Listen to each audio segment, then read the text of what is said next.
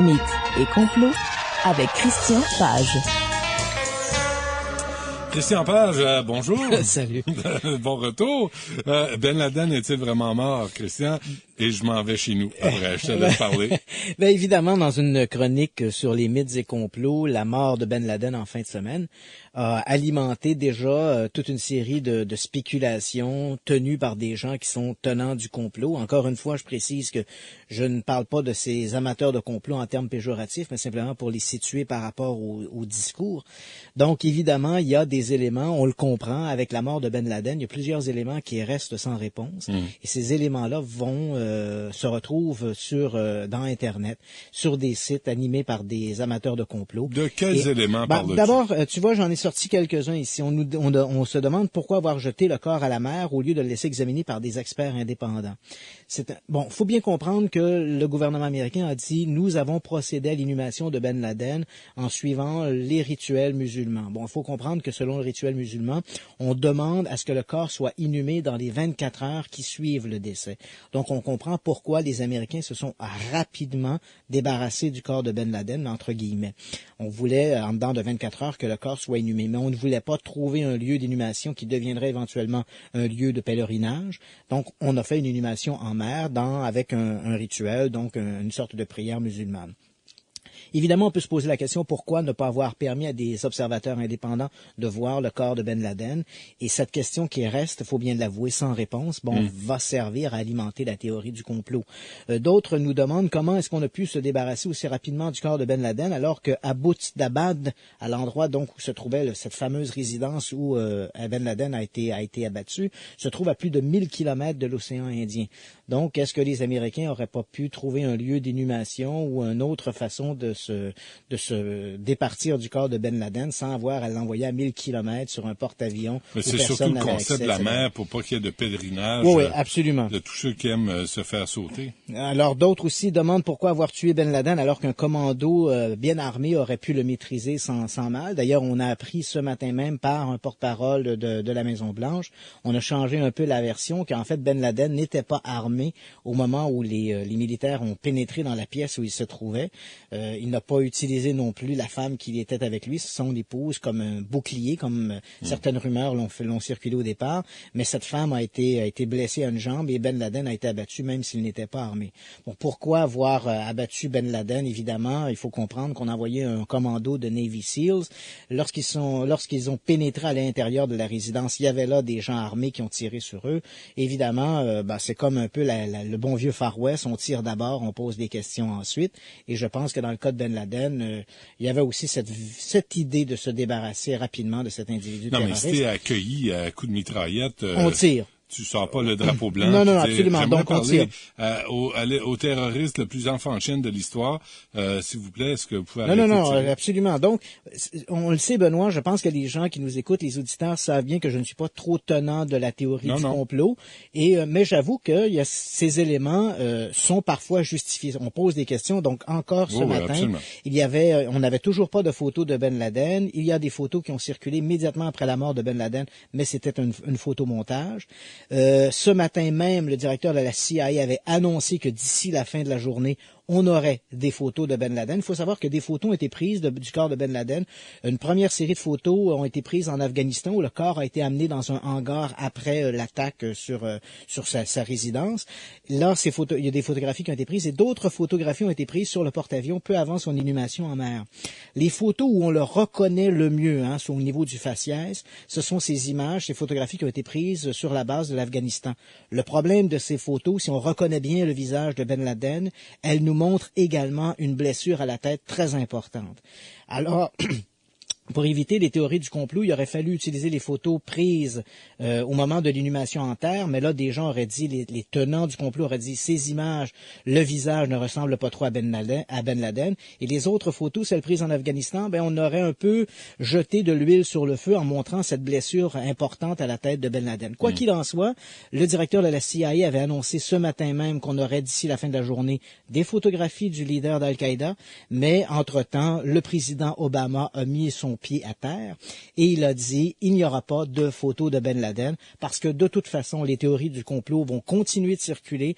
Une photographie ne sera pas une preuve en soi. On va dire que ces photographies ont été truquées et on va continuer d'alimenter la théorie du complot. Maintenant, évidemment, la question qu'on peut, les gens qui sont contre la théorie du complot vont dire oui, mais pourquoi les Américains auraient-ils joué ce jeu-là? Pourquoi dire que Ben Laden est mort maintenant? On n'est pas dans un moment stratégique. On est quand même assez loin d'une réélection d'Oussama Ben Laden, mais de Barack Obama. Et même si le président américain a monté dans les sondages depuis l'annonce 57%. de la mort.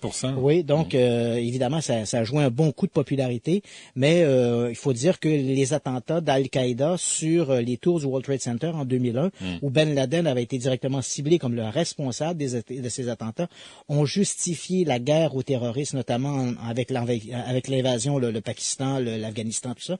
Mais ce n'est pas ça qui a réellement justifié les campagnes militaires en Irak. L'Irak l'Irak et l'Afghanistan. Donc c'est un beau sujet de mythes et complots, on va sûrement y revenir. Oui, mais pour l'instant, c'est vrai que des questions demeurent sans réponse. Mais comme la nouvelle est tellement fraîche, on ne sait pas trop ce qui se passe avec ça. On voit même du côté des autorités américaines qu'il y a une réserve. Hein. On n'ose pas, on ne veut pas jeter de l'huile sur le feu, on ne veut pas faire d'Oussama Ben Laden un martyr. Ouais. Et tant et aussi longtemps on joue la carte de la prudence, bien sûr, on ouvre la porte aux théories du complot, mais je pense que la prudence dont fait preuve l'administration Obama en ce moment est tout à fait justifiée. Là, il paraît, on vient d'envoyer les Navy Seals chercher Ellen Ruth Brosseau dans Berthier-Masquinongé. Heureusement, ils parlent anglais, ces gens-là, donc ils vont pouvoir, comme négocier avec elle. Bon, avant qu'on tire. Ouais, c'est ça. Des fous morts. Là, ils sont à Las Vegas, ils sont dans certains bars pour essayer de la retracer. Bon, il y a aussi une nouvelle histoire à propos de Jack l'Éventreur. Ça, c'est étonnant. Ouais, parce que, Jack l'Éventreur, on en a déjà parlé ici à la chronique. C'est une histoire qui continue d'alimenter l'intérêt des amateurs de mystères criminels. Je rappelle les faits. C'est une chronique, d'ailleurs, qui avait eu beaucoup de succès auprès des auditeurs. Ah oui. Donc, rappelons les faits. Les crimes de l'Éventreur, non, l'Éventreur n'est pas qu'un simple personnage de roman ou de film.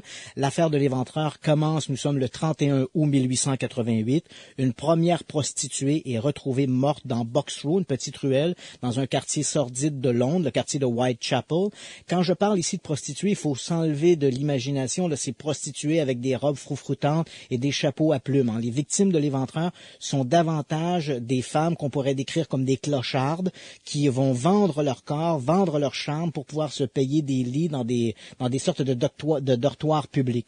Donc, une première victime est retrouvée le 31 août 1888 dans Box Row. La dame a été éventrée également. Il s'agit de Polly Nichols. Une semaine plus tard, une autre prostituée est retrouvée à quelques rues de là, au 29 Hanbury Street. Il s'agit d'une autre prostituée du nom de Annie Chapman. Là encore, il y a eu des mutilations importantes. L'assassin l'a éventrée, placé les intestins sur l'épaule droite de la victime, lui a tranché la gorge d'une oreille à l'autre. Un crime assez sordide. Et puis, ensuite, il va y avoir la nuit du doublé. Hein. Dans la nuit du 29 au 30 septembre 1888, l'Éventreur va commettre 2 crimes. J'insiste sur le premier de ces crimes parce qu'il est important pour la nouvelle qui va suivre. Donc, le premier crime, il s'agit d'une prostituée du nom de Elizabeth Stride. Et la façon dont le corps est trouvé, il y a un marchand itinérant qui rentre dans une arrière-cour et au moment où il ouvre les portes cochères pour entrer avec sa carriole et son cheval, l'animal hennit, fait un pas de reculons, l'homme craque une allumette et voit le corps d'Elizabeth Stride. Elle est sur le dos, elle a eu la gorge tranchée d'une oreille à l'autre et le sang s'écoule de la gorge. Mais il n'y a pas eu de mutilation. Visiblement, l'assassin a été surpris par l'arrivée de ce voyageur itinérant. Et l'assassin ne sort pas par la même porte qu'arrive l'individu. C'est-à-dire qu'il profite de l'obscurité pour fuir jusqu'au bout de l'arrière-cour, là où il y a une porte cochère qui donne sur les écuries de la rue voisine de Dunfermline Yard. Et de là, il va gagner Commercial Road, se diriger à quelques rues de là où il va tomber sur une autre prostituée qui s'appelle Catherine Eddowes. Et là, il va éventrer cette deuxième prostituée sur un coin de rue, un crime tout à fait sordide. Donc, cette nuit-là, du doublé, il assassine Elizabeth Stride, mais comme il ne peut pas assouvir ses pulsions diaboliques, il va commettre un autre crime le même soir sur celui de Catherine Eddowes. Et puis là encore, quelques jours vont s'écouler, en fait une semaine va s'écouler, et il va tuer sa dernière victime, la seule prostituée qu'on pourrait dire une jolie femme.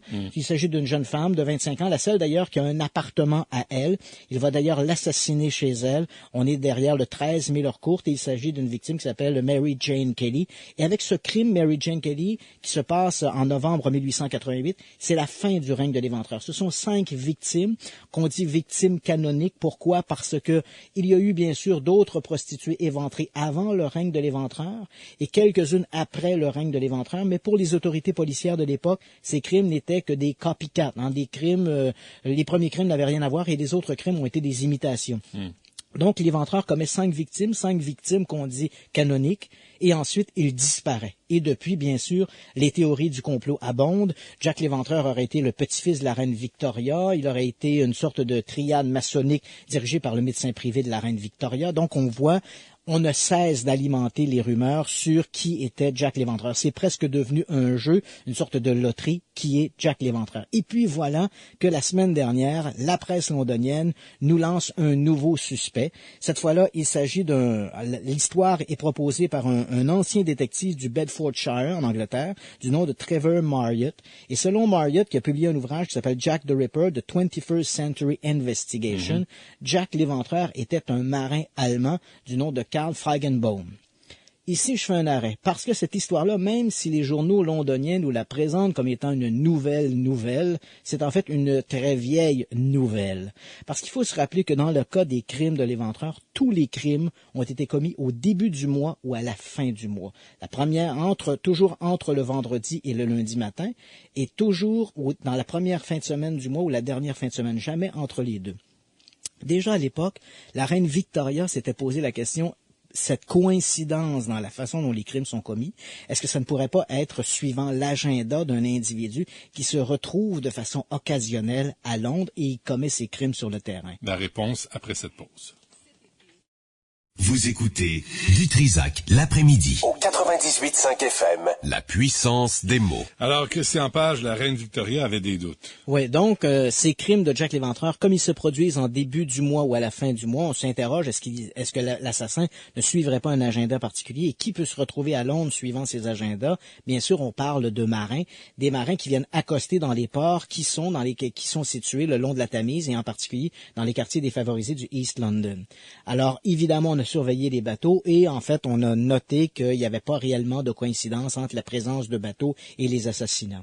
En fait, cette théorie du marin, non seulement va circuler à l'époque parce que la reine Victoria va le demander, mais cet auteur qui maintenant, aujourd'hui, nous arrive avec ce suspect, Karl Feigenbaum, a lui-même évoqué cette hypothèse-là, parce qu'il faut bien comprendre que c'est pas la première fois qu'il en parle. Son livre est déjà paru en 2005 en format couverture rigide, si je peux dire. Et à ce moment-là, il n'apportait pas un nom à son suspect. C'était simplement de dire, j'ai la conviction que Jack l'Éventreur était un marin, et sans aucun doute un marin allemand.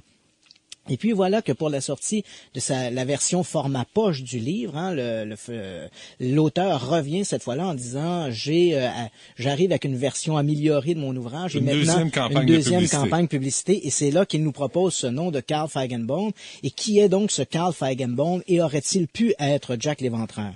La réponse, à mon avis, est non. Je connais bien l'affaire de l'Éventreur et je pense que l'assassin était un individu. Bon, d'abord disons ce Karl Feigenbaum, il est un individu qui a oui, en effet, travaillé sur des bateaux pour des compagnies de marine marchande en Allemagne. Il arrive aux États-Unis vers 1891 et là, il va commettre un meurtre.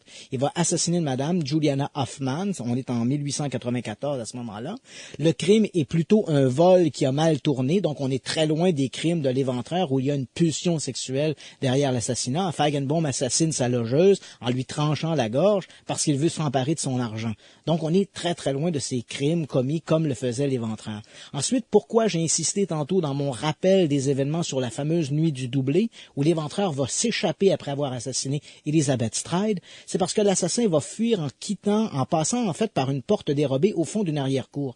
Ça nous montre bien, comme le soutiennent d'ailleurs les profilers du FBI, que les assassins les tueurs en série commettent généralement leur premier crime, et dans le cas de l'Éventreur, on ne parle que de 5 crimes, dans leur propre réseau. En fait, dans dans leur environnement direct. C'est ce qu'on appelle la zone de confort.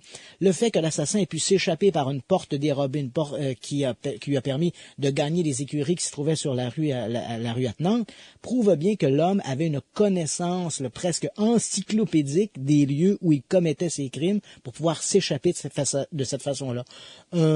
Marchand itinérant, un marin de passage à Londres n'aurait pas eu cette connaissance des lieux pour pouvoir échapper aussi aisément à ses poursuivants. Donc Jack l'Éventreur était sans aucun doute un individu des quartiers du East London. Il devait d'ailleurs se fondre à la foule, il devait avoir rien de particulier. Feigenbaum, par exemple, à son procès aux États-Unis, lorsqu'il a été jugé pour le meurtre de Madame Hoffman, avait besoin d'un interprète. Il ne parlait pas anglais. Alors on comprend, si Jack l'Éventreur n'avait pas parlé anglais, il aurait sans aucun doute soulevé une certaine inquiétude, à tout le moins, il aurait fait une réserve auprès des prostituées. C'est un homme qui avait le moyen d'approcher ces femmes et de les assassiner aisément, de pouvoir les entraîner dans des lieux isolés pour pouvoir les assassiner. Mais le lien entre marin et prostituée, je veux dire, c'est pas nouveau. Non, effectivement. Et le seul lien que l'auteur Trevor Harriott soutient pour présenter son suspect, c'est de dire, voilà, il y avait un bateau qui, lors de 4 des 5 assassinats de l'Éventreur, le Rye, pour lequel travaillait Feigenbaum, était amarré dans les ports du East London.